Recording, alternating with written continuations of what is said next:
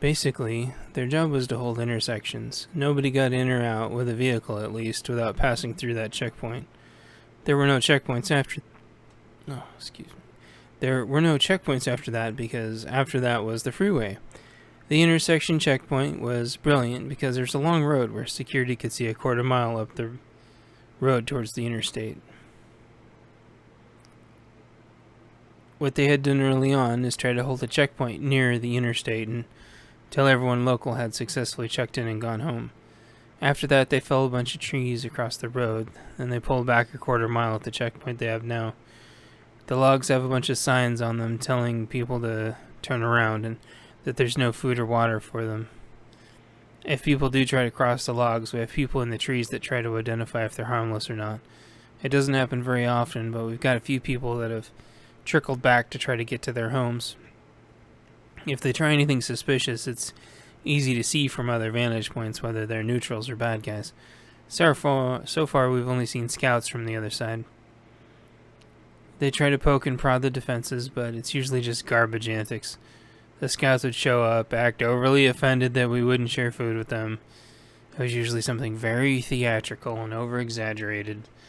The north intersection checkpoint would radio us when it was going on in case it was a distraction, but it never was. They would end with trying to lure us out by mocking us and harassing us and then just leave. This happened a few times now.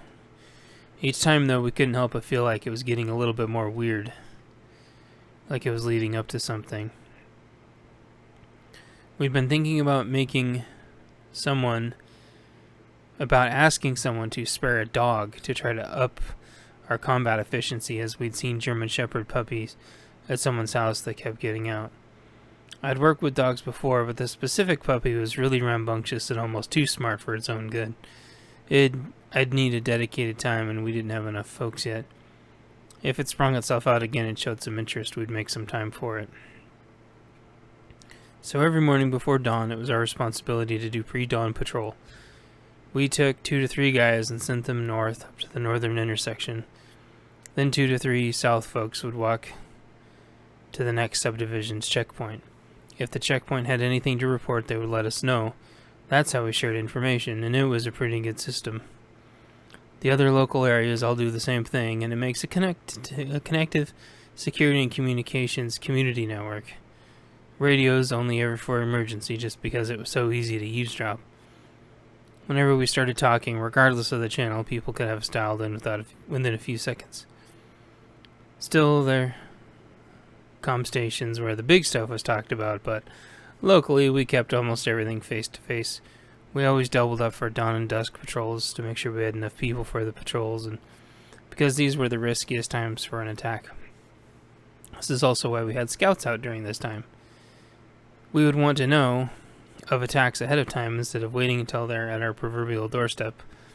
Our job wasn't to engage, it was to observe, threat assess, and get back. With the threat getting higher, we switched from 2 people on patrol to 3, so there's going to be 3 of us going to the north checkpoint. The checkpoint was about a mile or so. The subdivision leader chose the 2 folks who would be going with me, and we did our gear checks, and then we headed out. I was designated leader for the group since I was going with 2 locals, and I was more trained than them, and I had the AR. I helped gear check because everyone needs help with their buckles, and to make sure backpacks are zipped up. Also to make sure everyone has water, because that's easy to forget. One of the guys only had a shotgun. It was a pump action, and we helped him take the magazine tube plug out so it could hold more rounds. It could hold 5 plus 1 in the shotgun, and then he had another 20 rounds or so in 3/4 inch shells. 20 rounds or so of 2 3/4 inch shells. He usually had some buckshot and some slugs. The slugs were for longer range and the buckshot was for shorter. I asked him what was loaded now, and he said slugs. I nodded and said, "Sound good." He asked if we were expecting trouble, and I responded, "We have to expect everything every time." He nodded. I didn't want to scare them, but even though I had a bad feeling, I didn't want to get everyone unnecessarily upset. He had a sling for the rifle that we gave him, but he didn't have any shells on it. Shells made them way too heavy if you weren't expecting anything. I checked the other gentleman's loadout, and he had a hunting rifle.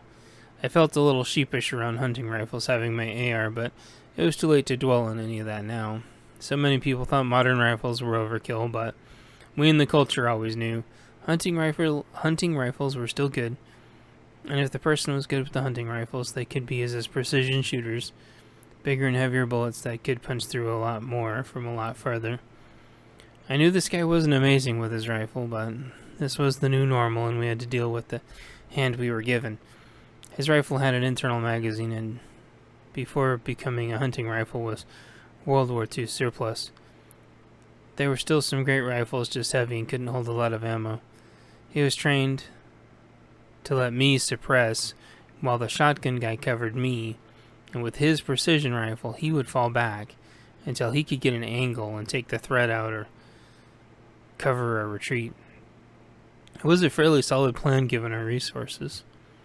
More people had firearms than you would think, and it surprised some of the neighbors. Close to half of the people in the subdivision actually had some sort of firearm. Unfortunately, most of them were pistols, with less common calibers and not rifles, so they weren't very good for running security. They were more of a backup group. Some had pistols chambered in .22, and while I would never want to get shot with one, they were better for varmint control. One had a rifle chambered in .22, and he was staged for suppression should we need to lob tiny, annoying rounds at the enemy while we rallied countermeasures. One of the benefits of .22 were he could carry hundreds of rounds in tiny bricks and it didn't weigh anything. As long as nobody picked him off, he could suppress longer than all of us combined, with plenty of ammo left over. We could call the main base defense if we needed to, and we had several auxiliary that would run up to the gate during the day if anything came up. They would help watch our backs, hang out, and we would give little impromptu training. More community building was always good. So the three of us headed north to do our patrol and talk to the north intersection checkpoint. The group heading south was finishing their ready checks also. They were heading in the direction I went for a walk those fateful weeks ago in the dark, similar to now. The difference being that we were planned and prepared, and that we knew the sun was about to come up. Chapter 3. To the North Junction. Pre-dawn, Day 1. We never walked directly down the road. That would be suicide. We walked along the sides and made sure to choose a different route there and back.